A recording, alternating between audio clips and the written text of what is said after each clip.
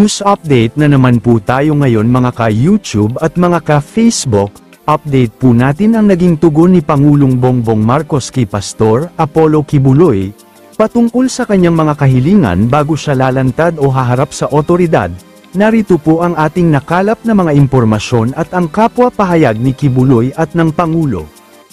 Walang dapat na ipangamba, si Kingdom of Jesus Christ founder Pastor Apollo Kibuloy, sa posibleng pakikialam ng Amerika sa kanyang kinakaharap na kaso sa bansa.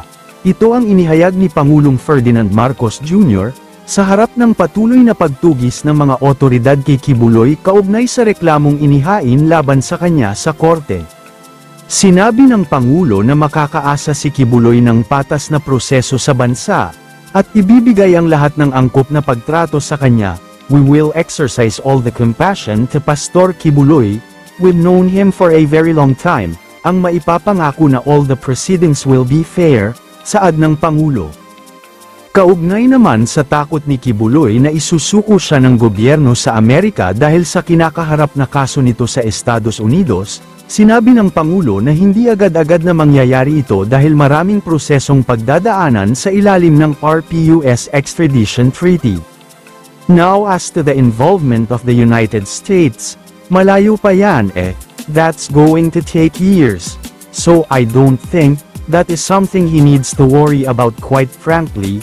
Dagdag ng Pangulo, matatandaang nagsalita si Kibuloy na hindi ito pahuhuli ng buhay kung ibibigay siya ng gobyerno sa Amerika, at mas gugustuhing mamatay sa kamay ng mga Pilipino. Mayroong kinakaharap na kasong child abuse si Kibuloy sa bansa, habang sex trafficking at money laundering naman ang kinakaharap nitong kaso sa Amerika, kaugnay naman sa kondisyong inilatag ni Kibuloy sa gobyerno bago lumantad. Sinabi ni Pangulong Marcos Jr.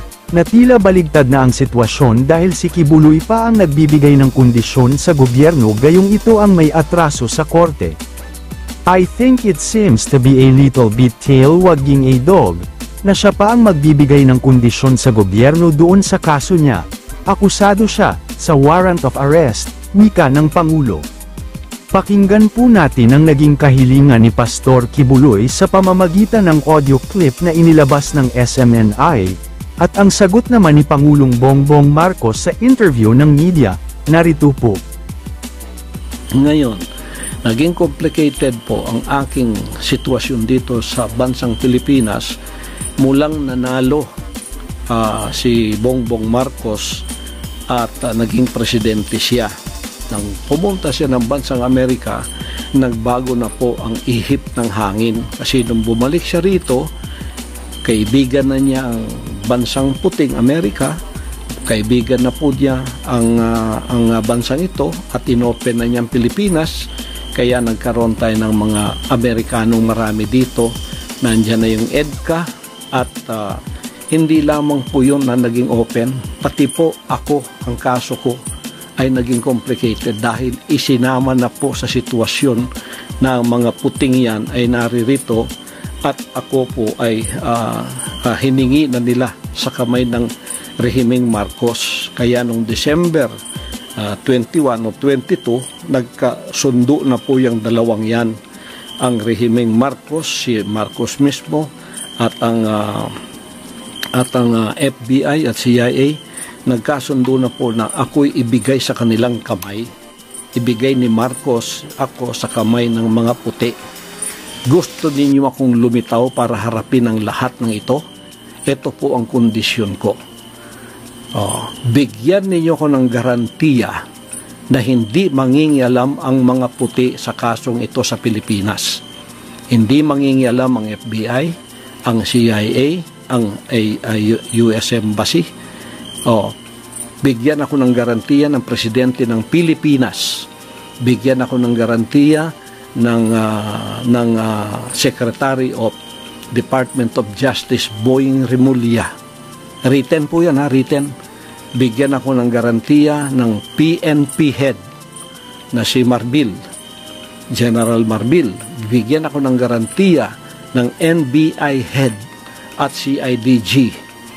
May garantiya na hindi mangingialam ang Amerikano at walang mangyayaring extraordinary rendition ako po ay lilitaw at haharapin ko ang lahat ng kasong yan kahit saan nyo dalhin dito sa Pilipinas, maging Pasig man o maging dito man.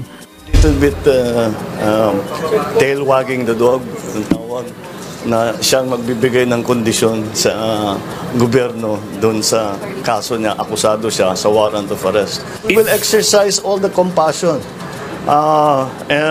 to Pastor Kibuloy. We've known him for a very long time, and ang mapapangako ko, all the proceedings will be fair. As to the involvement of the United States, malayo pa yan eh. That's going to take years yet. So I don't think that's something he needs to worry about, quite frankly. Ano po ang inyong masasabi sa isyong ito mga ka-YouTube at mga ka-Facebook? Comment lang po kayo. Kung nagustuhan nyo po ang videong ito, paki-like and share na lang po. At kung hindi pa po kayo nakasubscribe sa aming channel at naka-follow sa aming page, pa-subscribe at follow na lang din po. Paki-click na rin po ang notification bell para updated po kayo sa susunod pa nating mga balita. Maraming salamat po sa panunood at suporta. All the glory belongs to our Lord Jesus Christ. God bless us all.